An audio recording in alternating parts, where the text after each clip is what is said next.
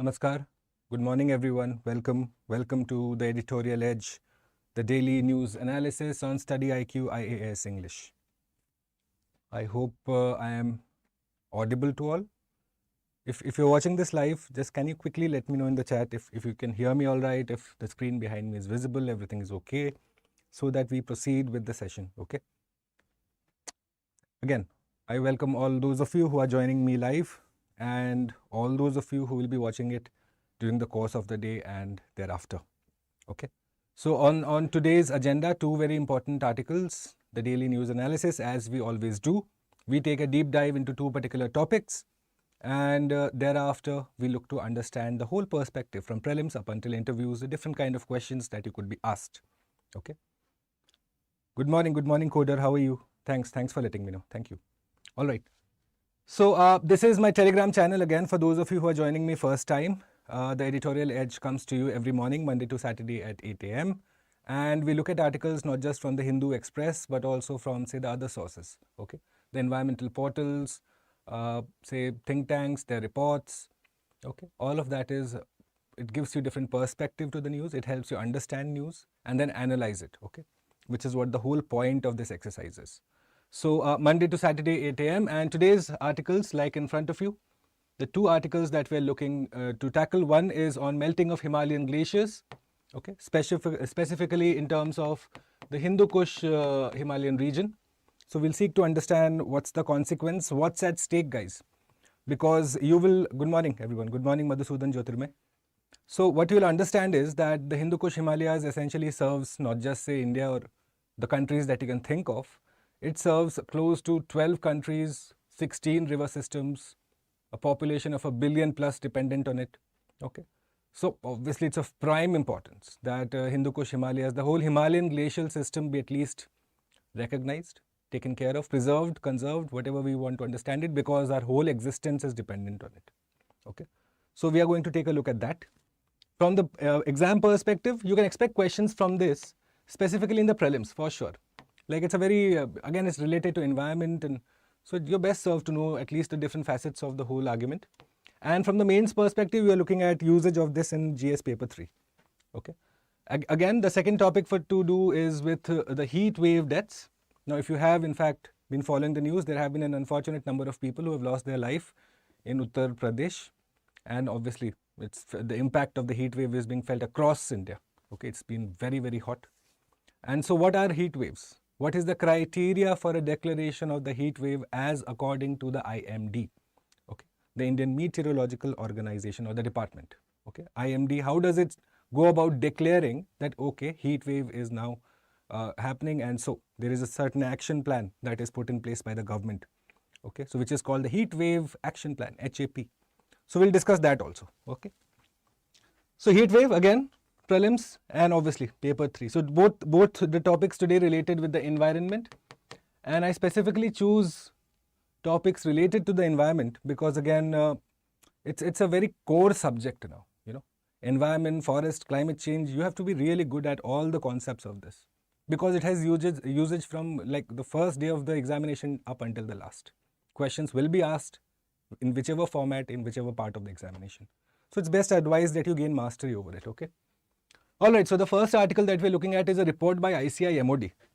Now, how many of you know about ICIMOD? Because again, so when I was preparing, say, okay, so ICIMOD caught my attention purely because of their building, all right.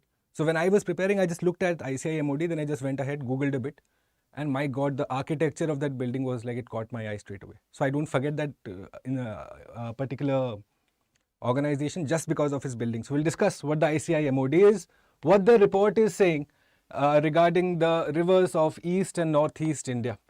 Okay, again, sensitive areas you will straight away understand. And who are we dealing with there?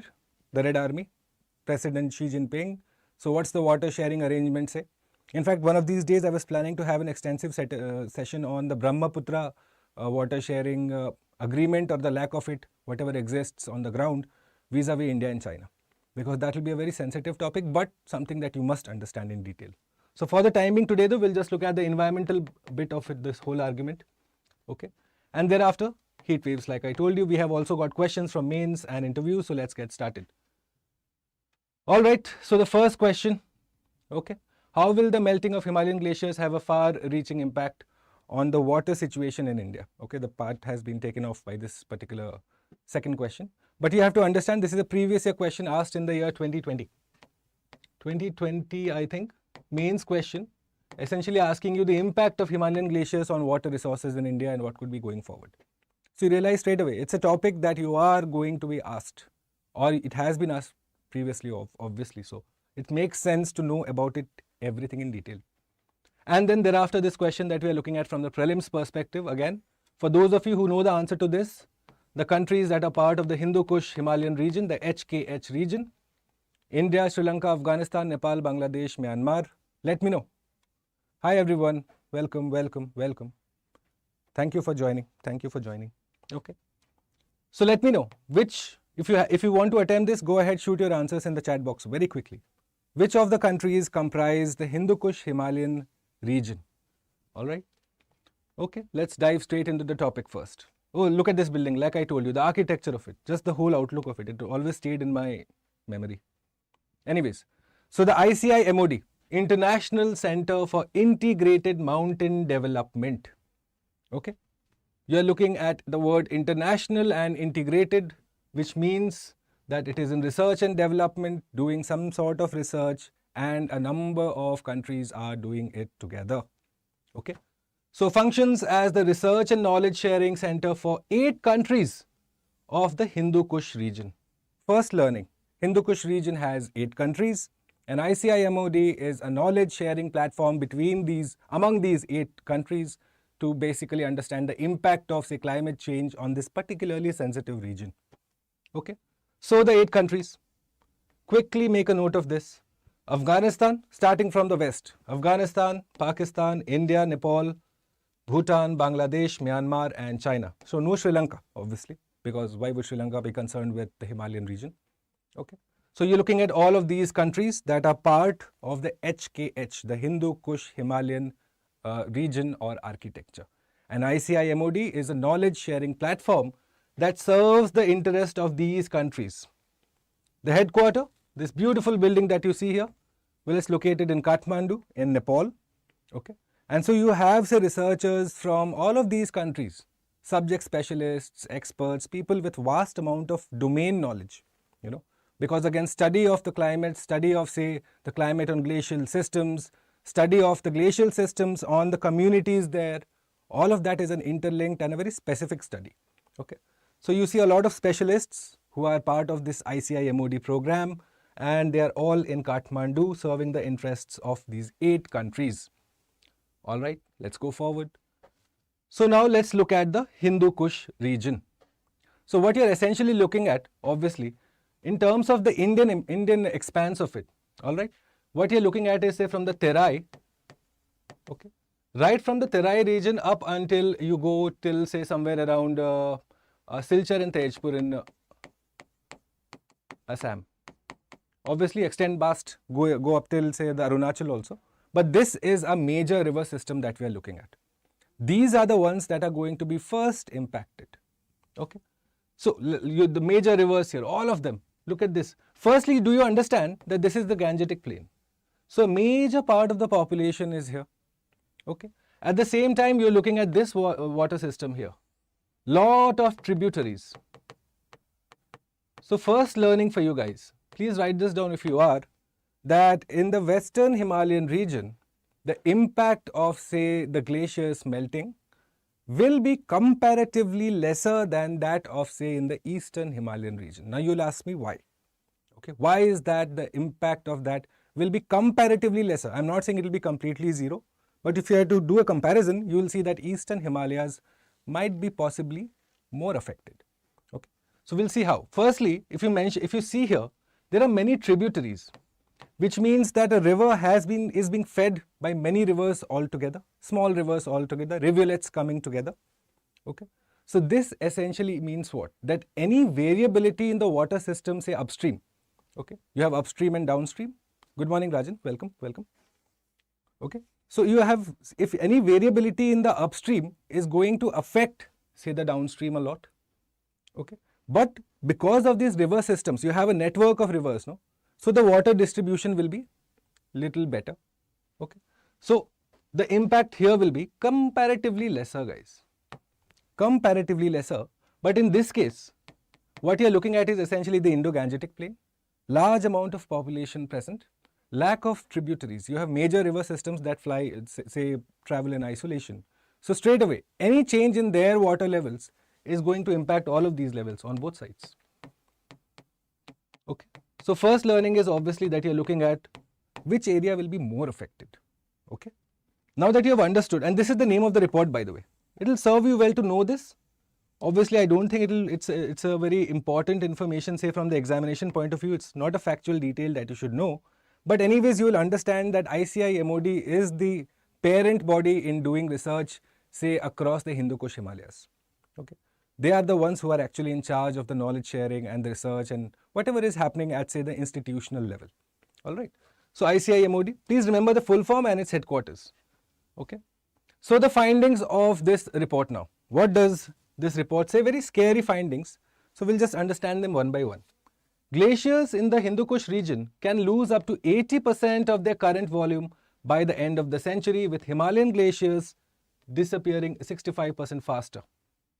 So what you're looking at is 80% of this whole source, okay? Because glaciers feed the rivers, rivers eventually build communities, and nations are built on communities. So if 80% of the current volume will be lost, do you realize that water scarcity will become an absolute problem? It's going to become a problem, okay? And not just water scarcity, again the geopolitical tensions related to water scarcity. So one angle is that yes, water will be scarce, but because of this, you will have, say, more disputes that will arise, okay? And disputes in sense of what? Not just, say, country to country, but also, say, state to state. So more of these disputes are going to happen in the future because, again, water is a primary requirement, a necessary requirement for sustenance, for survival, okay? Floods and landslides are projected to increase over the coming decades, and warns that the effect of fragile mountain habitats may turn out to be particularly acute. So what happens first? If you have, say, okay, if you're looking at it, say you have a hill system here, the river flows across the hill and then comes to the plains. At the hills, at the mountain level, you have these fast moving rivers, these rivulets, okay? So what is essentially happening is, because of extensive rainfall, because of, again, over exploitation by humans, these ecosystems, which are extremely fragile, okay, it does not take a lot to, say, change the place at all, you know. So these fragile ecosystems, the moment you have, say, extensive water discharge coming, or a slight change in the water course across the river, all of these communities that are built there, their houses, their farms, their fields, okay, you have not a lot of industry there, but this local community is going to be severely impacted. So for example, you must have noticed, say, just 2-3 years ago, in Uttarakhand, there was this flash flood that happened, okay? So to the extent that you had the Indian Army pressed into service. NDRF was obviously on the ground, SDRF was also there. So what do you understand? That straight away, so many people are quickly at a threat because, say, a flash flood happened, or because a flash flood and thereafter extensive rainfall, and so suddenly you have a landslide happening. So people who could have ideally reached, now they are cut off. So that's a very fragile ecosystem, guys. But the problem also multiplies when the fast moving river now enters the plains, because here you have more population, you have industry, okay, and you have, say, most of the agriculture that is happening here. So again, threefold threat because of this that is going to happen in the future. Not just, say, the fragile mountain ecosystems, the hill ecosystems, but also lower down in the plains, okay. Now the Hindu Kush region is undergoing unprecedented and largely irreversible changes. Obviously, what is triggering it? Global warming, the GHGs, the greenhouse gases. So you see the findings are quite like damning, in fact, okay. Scary findings that if you're looking at 80% loss of water source, because again glaciers are feeding the rivers, if they are lost, where will the river get water from? So you're looking at a situation, say, where perennial rivers will turn dry. Perennial is, they have water throughout the whole year, you know. They are not seasonal, that's perennial. Perennial rivers, So you have say Ganga, Brahmaputra, all these bigger rivers are perennial rivers. And then so you have say some rivers that are probably seasonal. But if the perennial river goes dry, that's a big problem. The whole state is built across say a particular river. All its major industry centers are at the banks of the particular river. Okay. People depend on that particular river for their sustenance. That's going to be a problem. More and more disputes will come up then. Okay. So going forward, quickly understand the Hindu Kush Himalayas also now. Contains the largest volume of ice on earth outside of the polar areas, often called Asia's water tower. Okay, like I told you, how many countries are there? 16 countries, 12 river systems are part of this. So it's not just say India that is going to be affected. You are looking at a vast majority of Asia that is dependent on these water systems that's going to be like severely affected. Okay. So what should be the way forward? If you were in say particular position of authority to take a decision, think for yourself for a couple of minutes. What are your options? How can you basically make sure that communities sustain themselves say in the short term and also in the long term? What changes would you propose? These are questions you should be asking yourself right now. Okay. So they also comprise some of the highest peaks. In fact, most of the highest peaks are in this region. Okay. Ice and snow in the Hindu Kush Himalayas, important source of water. 240 million people in the mountains and 1.65 downstream. Look at it. Close to 2 billion people. In fact, 2 something billion people you are looking at. Directly in the line of fire if the Hindu Kush Himalayan regions glaciers run dry. Okay. So please understand the magnitude of the problem first. It's a direct threat to the survival system that exists. This whole, any system that you think of, agriculture, industry, this, that, all of that is essentially built on what? That you have the necessary requirements for survival and sustenance. But the report says that the way we are going ahead with warming the planet, we are looking at 2 something billion people who are going to be directly affected. Okay. Let's go forward now. So is it just a problem that is in the Hindu Kush Himalayas? You might ask yourself this also, that are we the only ones at threat? Well, no, right? Hindu Kush Himalayan regions is part of the many glacier systems that exist across the whole world. And so a trend that has been like seen in the recent past is that all of them are directly in the line of fire. So you have Antarctica, the World Meteorological Organization saying it has warmed by over 3 degrees in the last 50 years and that annual ice loss has gone up 6 times.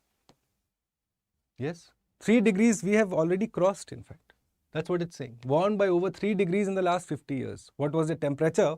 Now is 3 degrees change. So you see those photos, no, where these penguins and these polar bears are sitting on a singular block of ice. Well, those are not just for like theatrical effect. That's actually happening. Yeah, you have major glacial systems that are just vanishing.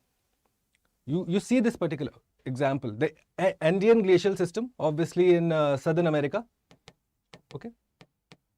So in Southern America, what you are seeing is 18,000-year-old Chacaltaya glacier in the Bolivian Andes disappeared. 18,000-year-old, it's gone, lost. So you have this kind of, say, please remember these names, guys. Okay, Cayambe Glacier and Pampalinda. These are common names. Geography students, at least the geography optional ones, will know by heart. Well, you are also best served to know. Okay, because the glacial systems, the major glacial systems ought to be known. So, for example, in India, we have the Chandra Glacier system. Go ahead and read about it today. Go ahead and read about it. What is it? Where is it?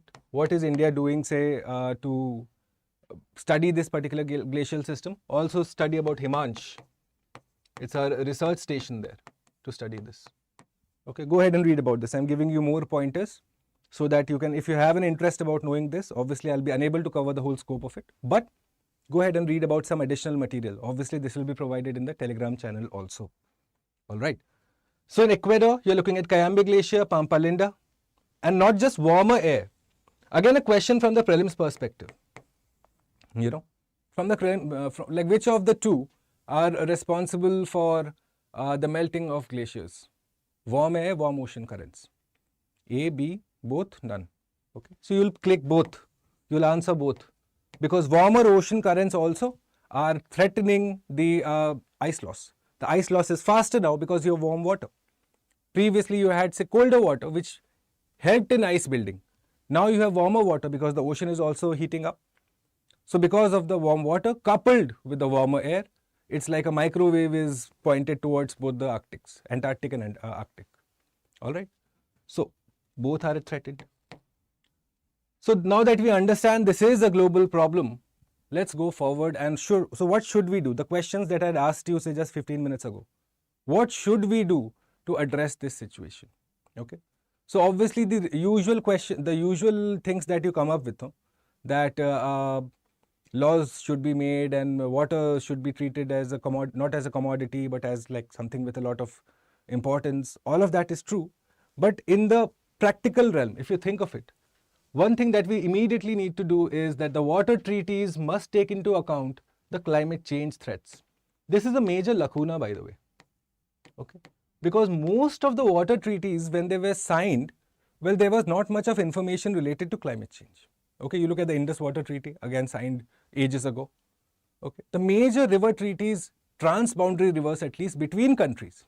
Okay, and again, not just specific to India, across the world. You have them that were signed, say, obviously, they have been in existence for 50, 60, 70 years, 80 years in fact. And that time there was not much information related to, say, the impact of greenhouse gases on, say, how glacier systems are retreating, there is ice loss. There was not much of information there. Consequent loss in the volume of the river water, not known. But now it's a reality. And so you need to factor in, or else you're going to have these disputes, guys. Because the lower stream, the downstream countries, the downstream countries are going to be mighty angry when the upstream countries start taking care of their interest based on these treaties, these lopsided treaties. So there needs to be a collaborative approach between both or the multiple stakeholders. Sit down, figure it out. It's for common interest, right? A detailed survey also needs to be done, okay? Because right now what has happened is, say, India has this whole system, Hindu Kush has close to 9,000 glaciers. Close to, okay, possibly 100 plus minus. So it has close to this Hindu Kush Himalayan region has close to 9,000 glaciers. Now, right now we are unaware of what's the magnitude of, say, the whole destruction. How many are still surviving? How many have been lost? We do not know enough. So you need, say, satellite imagery or something of sorts. Okay, satellite imagery is going to be primary importance. Go ahead, scan the whole area, figure out the loss. But then how do you figure it out? You need to do it over a comparative period of time. No? You need to have, say, a benchmark that, okay, in 1970s, say, the glacier was up till here. Okay, in 2010, it reached here. In 2023, it's here. So only then you will be able to figure out, no, okay, this is the loss, say, in the last 50 years. But do we have that kind of information? If not, get into this knowledge sharing mechanism. So other countries might have scanned the area. USA might have done it. Russia might have done it. They also have satellites. Go ahead, access that information. Develop a knowledge sharing platform for this area. Because it's an area of critical importance. Okay, it's directly linked to the survival. So a survey needs to be done first. Figure out what's the damage. Okay. Mere slowdown of GHGs is not enough. Like it has been mentioned on so many newspaper articles, so many discussions also. We have gone into in-depth analysis of this. That just saying, okay, we'll put a stop to it. No more. We'll have to go ahead. Go back. We have already crossed the threshold. What are we waiting for? Okay. And thereafter, accountable climate financing. Now, most students will come up with this. That yes, build, say, resilient communities, invest in adaptation and mitigation, which is true. But then a more nuanced perspective will be that to do all of this requires good amount of money. And we have discussed how climate financing is a major problem. In fact, the regular viewers of this daily news analysis have been extensively introduced to climate financing and what are the major troubles with it. What is the issue with climate financing? The loss and damage concept. Okay, this climate justice that we talk about. The Western world versus, say, the global South. We have gone into extensive discussion there. And so a collaborative, fair, equitable and inclusive financing model has to be thought of. Because when you have to think of adaptation and mitigation, adaptation is what? That you are making changes for the current and for the future. Okay, that you're helping communities adapt to what's going to happen in the future. Okay, because communities, the adaptation process is slow. Fasten it, empower them, give them more awareness, build things that they need, invest in the infra. There are some behavioral changes that you also need to include, not just as, say, in the personal framework, but also in your professional framework. Farmers need to be, say, more sensitized of water usage. Political class also needs to understand that water is just not like a gimmick. It's not something that you can just barter for free. Obviously, access to water is a basic human right. You can't negate that. But then a sensitization begins from the top. If the political class treats water as a freebie, what message goes down to the last person in the whole queue? That, okay, you know what, free ka to hai, waste karte kya ja raha hai. That's not a solution. You are just exacerbating the problem. Okay. So this is very important. Community sensitization has to come, and this whole notion, that water is free. It's not sustainable. Just forget economically being not sustainable. It's not desirable in the long run. Who are we fooling, in fact? Okay. If this is the way communities, the messaging is going out that water is free, well, 2 billion people under threat. We'll see who survives. Okay. So the way forward has to include this, and obviously the others that you are looking at, say, better water policies. Okay. All of these, the bookish ones, you will know. The water policies and water best practices from abroad have to be taken care of. These are the generic ones, which even any coaching notes or chat GPT will throw out to you. Okay. But these are the ones that essentially come when you have read, say, 5, 6, 7 articles. So this is what I intend to do. That surmise the whole thing, give you the practical application that you can use in your paper. Okay. Because these are the ones that everyone is reading, guys. Water policies, best sharing practices and all of that. Okay. Everyone is writing that. But more than that, you include these points because these are the practical dimensions of this problem. Okay. And so you are suggesting practical solutions to practical problems. Okay. So that's the way forward. And yes, so let's go back to the question before I take you into the second topic for the day. So you obviously understand the importance of this now. The far-reaching impact, you're looking at everything getting disrupted. If 2 billion people are directly a threat, all your communities, all your agricultural systems, industrial corridors, all of that is a threat. Okay. And the only way to address that is a collaborative approach. No nation will be able to address this in their own self, in their own silo. That's not going to happen. So a collaborative approach, including you go ahead and make sure that you address it on the national level too.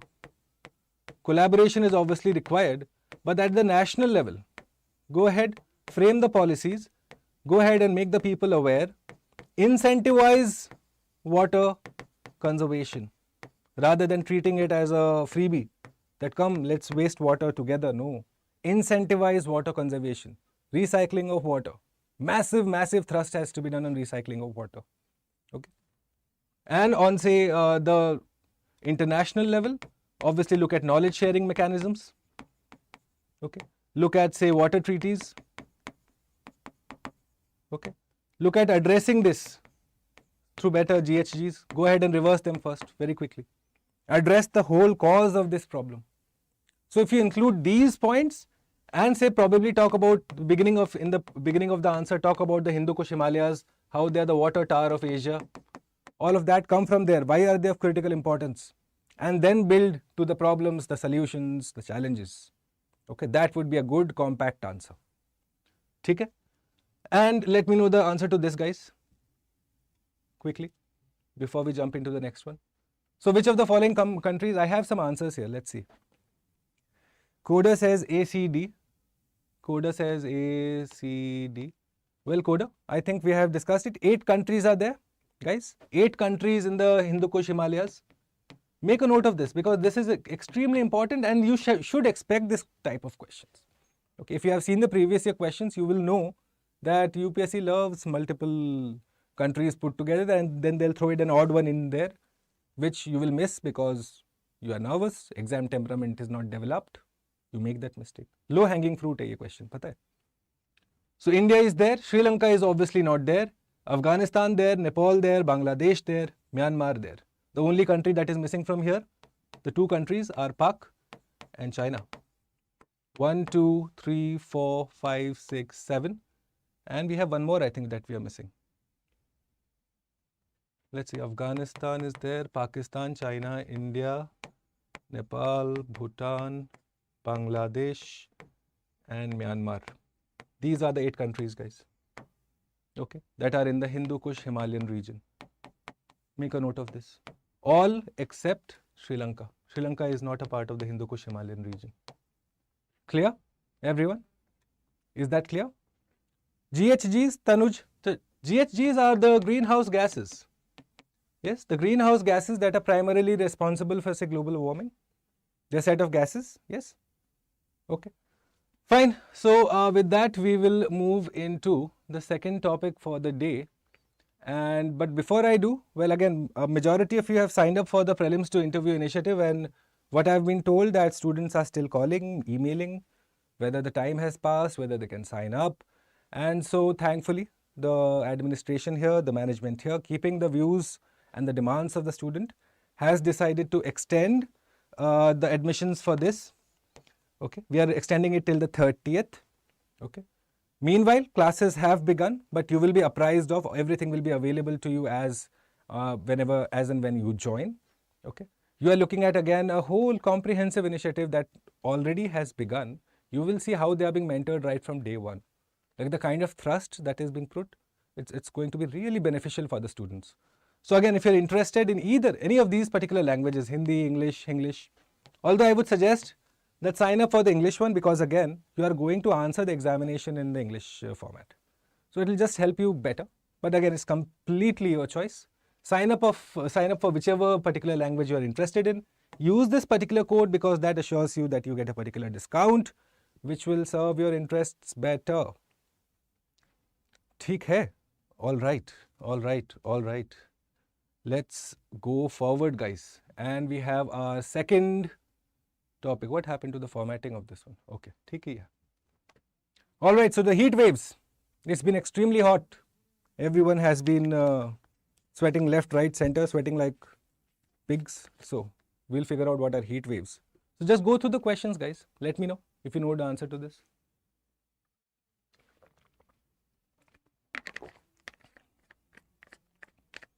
Let me know the answer to this, guys. Which of the above criteria are true for declaration of heat wave? Like I told you, the declaration of heat wave is done by IMD, the Indian Meteorological Department. They are often, if you have seen them on their social media, they have handles on all social media, Twitter, Facebook, Instagram. You will see that they are responsible for putting out warnings and alerts. Okay, moderate alert or a yellow alert, moderate chances of, say, high rainfall in this and this region, or say heat wave expected in this and this particular region. So they are the ones who do all of that. They are the ones, again, responsible for all of this. Okay, which ministry controls IMD, guys? Who can tell me that in the chat? Most of these organizations have a parent controlling ministry, no? So which ministry controls or is responsible for the IMD? Who can tell me quickly?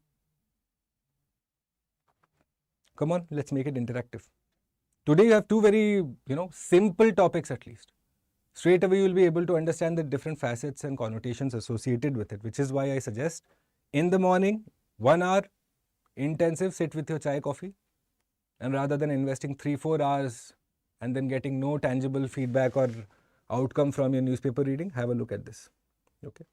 Because it should be outcome-based learning. All right, so can someone tell me which ministry is responsible for the IMD? Go ahead, search for this. Let me know in the chat box, okay? So the IMD basically has a particular criteria for declaration of heat wave, that a certain set of good Jyotirmay, बहुत बढ़िया, no bulbul, not environment, not MOEFCC, okay? It's under Ministry of Earth Science, okay? I think the minister is Kiran Rijiju. I think he recently got allotted that ministry, okay? So IMD is the one that comes up with this particular criteria. We'll just note it down first, the criteria, because again, from the prelims perspective, extremely important. extremely important, guys. Heat wave, all of you will understand, oh my God, it's hot. So something happened, impact of heat wave and heat wave. That is understandable. But what's the exact criteria? And the examination will ask you the exact criteria. So go ahead. First one, when actual maximum temperature remains 45 degree or more, irrespective of the normal maximum temperature, heat wave should be declared. So if you have, say, the temperature that is upwards or equal to 45 degrees, no matter what's the normal maximum temperature, normal, say you have thought of it, suppose 42, but you have 45 degrees and it's going continuously, heat wave should be declared. Normal maximum temperature of a station is 40 degrees, heat wave departure from normal is 4 to 6 degrees, which means that the variability is up to 6 degrees from 4 degrees. So if it was, say, expected to be, say, 40, you are currently expecting 44 or 46. That's the maths. That's the maths behind the criteria for heat wave. Another one that you should write down, guys, number 3 also. Ek aur likhiye, please. Ek aur likho. Okay. When maximum temperature departure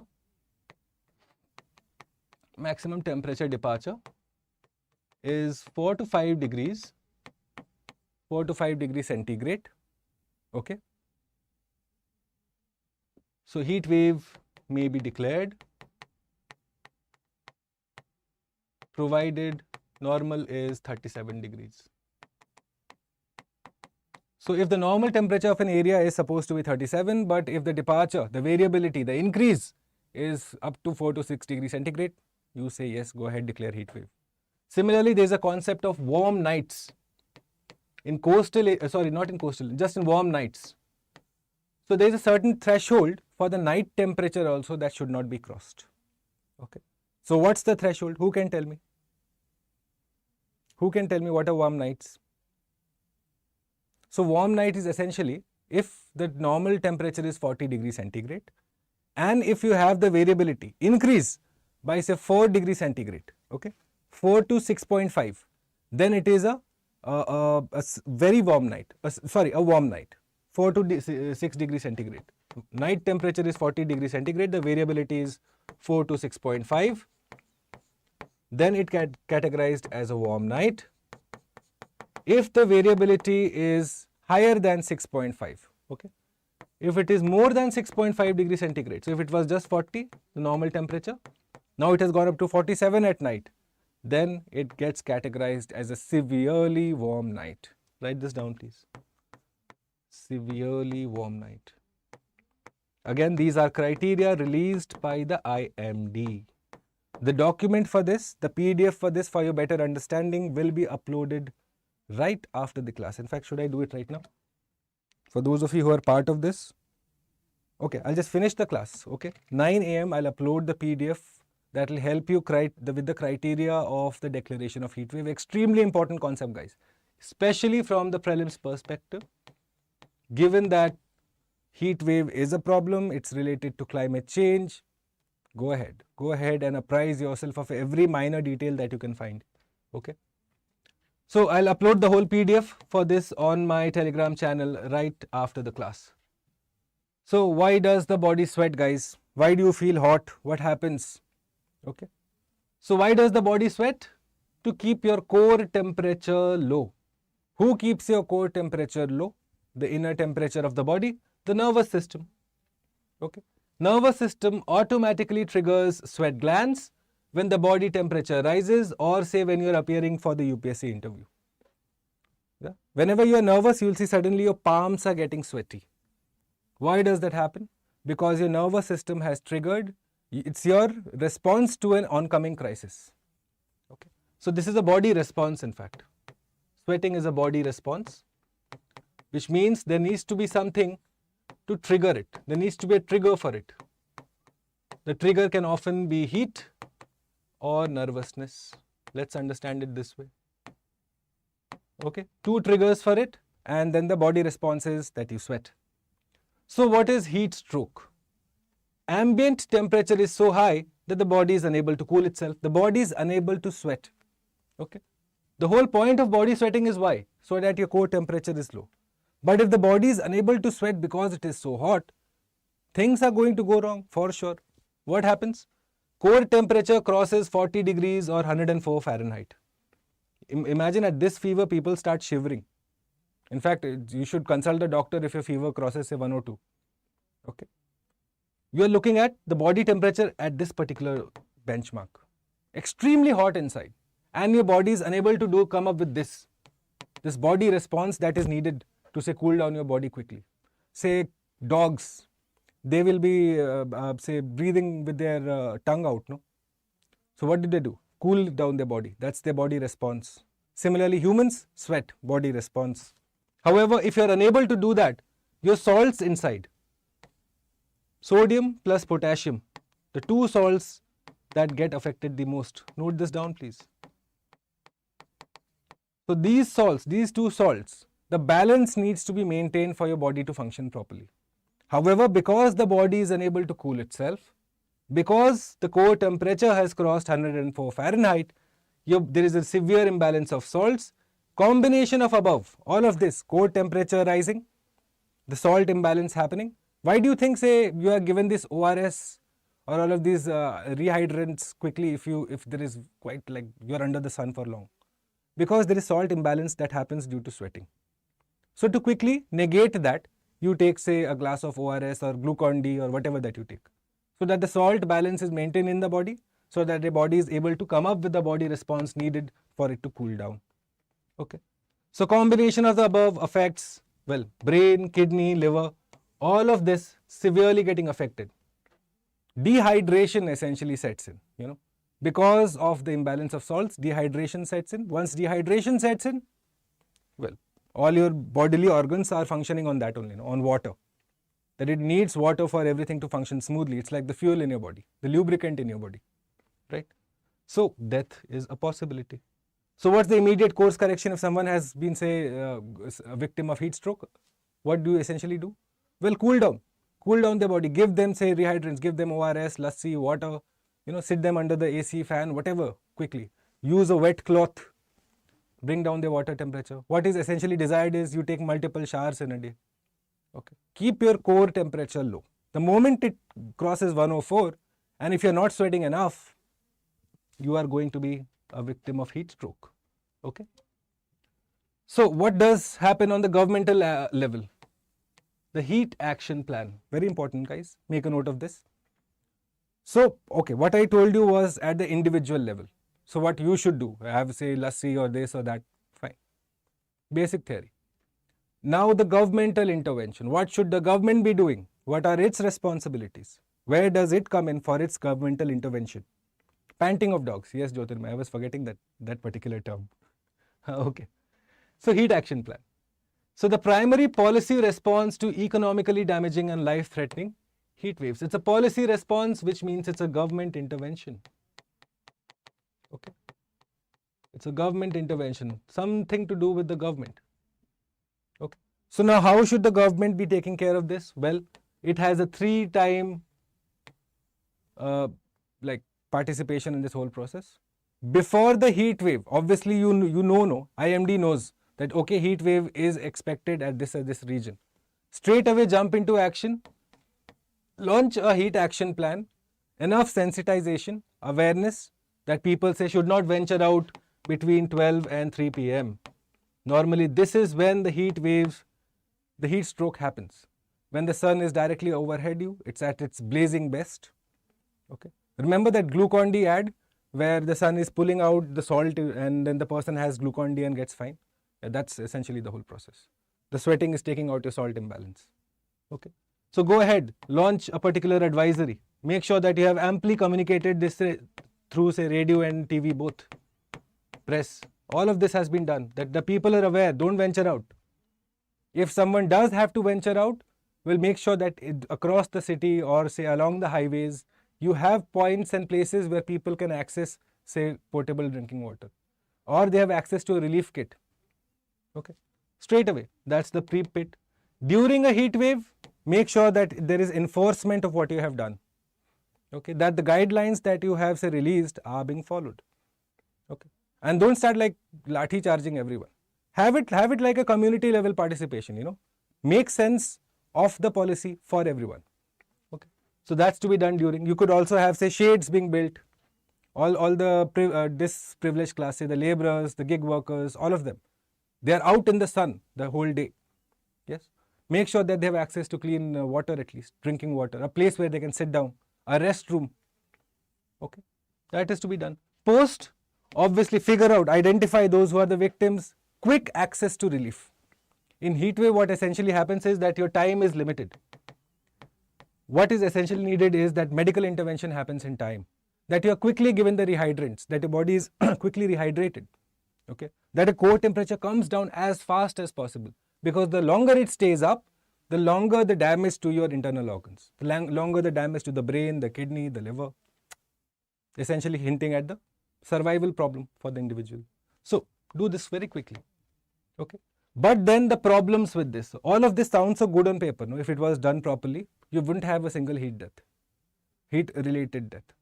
So what is going wrong? First, well, weak legal foundation. There is no legal backing, guys, and this is the problem with most of these bodies that come up. Okay, and you might ask me, so why is legal backing important? Well, as a DC or a district commissioner or a district magistrate, you are going to have a priority list. Okay, and I'm telling you the practical aspect. There is going to be a priority list for you, that okay, this deserves my first attention, this 2, number 3, 4, 10. Unless something has legal foundation for which the person can be held accountable, or then can probably have the provisions for, say, working on that particular problem. Okay, unless that happens, the person has no incentive, or say even after having an incentive, there is no participation, there is lack of funding. तो वो DC अपने जेब से थोड़ी ना पैसे लगाएगा, right? So there is lack of funding again. So all of this to be done, say the restrooms and clean water, potable water, have, say, at least basic cooling system, fans at least, if not, say, coolers or ACs. The bare minimum also, if you want to have, it requires funds. And if under the heat action plan you are unable to give funds, release funds for this specific process, what's the point? Okay, so one might ask me, so what, how would you go about it? Would, say, you make separate buildings for heat waves? No, the community centers only need to be empowered. Okay, but then those centers also need to have the facilities. Those facilities need to be given ASAP before the, say, peak of the season arrives. Okay, so lack of funds, which means it's a toothless endeavor, that most of this exists only on paper. At the same time, most of the action policies, the action plans, they focus on extreme dry heat and ignore the threats posed by humid heat and warm nights. I just told you the concept of warm night. Okay, they are just focusing on dry heat, not on, say, humid heat or warm nights, where the temperature is, say, minimum is 40 when it's going up till 46, 47. It's uncomfortable during the day, even more uncomfortable during the night. Okay, say I have access to power systems, 24/7 power at least, so that people are at least able to use a fan. Okay, but again, you find, say, in most state governments, the power discoms, they are like a loss-making agent only. Yeah, there's complete lack of, say, any effort when it comes to the power discoms, power companies. Okay, so you have major power cuts that are still a part of many capitals across India. So forget what's happening in the rural areas and the smaller towns. Yeah? So unless, again, give them the basics, no, then only are going to address, say, the heat wave problems. HAPs should also require short-term and long-term help. Well, again, that can only be done if these are taken care of. These two things, the weak legal framework and the lack of funds. Unless that the organization is fortified, no? Only then can the organization function. You can't expect the heat action plan to be thorough and inclusive without having these kind of basic infra that is needed for it to function. All right. So again, very important topic, the heat action plan, because again, I'm expecting some question related to this, or at least one should be prepared mentally for some question related to this in GS3, especially if you're looking at the mains paper, no? In the mains, for GS3, this is a very viable topic to have to, say, critically analyze heat action plans across India, or what would be the way forward, or suggest the reform needed, some tangent of heat action plan. One would be best advised to be at least aware of, have an opinion, have an analysis on it. Okay?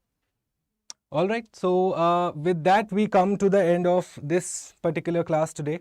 Okay, two particular topics we discussed. If you did like them, the analysis, if it was useful and informative to you, please consider signing up for this Telegram channel, wherein in a few moments from now, in fact, I will share the PDF for the criteria of declaration of heat wave. Okay, a document that will help solidify all your doubts. Criteria for declaration of heat wave. Have a look at this PDF and make sure that you attempt the questions that I have presented before you. In fact, you will see that so many MCQs can be framed out of the whole 50 odd minutes that we have done here. Yes, so many questions can be framed. So go ahead, apprise yourself. If you have any doubts, well, the PDF of this particular lecture will be available on my Telegram channel at exactly noon. Madhusudan has a question. Sir, editorial age के अलावा बाकी class की PDF मिल सकती है? Sure, Madhusudan, मैं अभी share कर देता हूँ. 12 बजे मैं आपके लिए सारे वहीं ग्रुप में डाल दूंगा. Will that be fine? Okay. All right, guys. So thank you for joining this morning for the editorial edge. I hope this class was of use to you. If it was, please consider liking and commenting. Okay, because again, small joys of being a teacher. To come up with this analysis at 8 a.m., it requires a bit of intensive effort. One has to wake up when everyone else is sleeping. So at least make it worth for me. Okay, go ahead, like the stream and comment the stream, subscribe to StudyIQ IAS, and I shall see all of you, my dear students, tomorrow morning, 8 a.m. with another edition of the Editorial Edge. Till that time, thank you for joining and have a happy day. Study well, and I shall see you tomorrow morning, 8 a.m. Okay? Bye, guys. See you.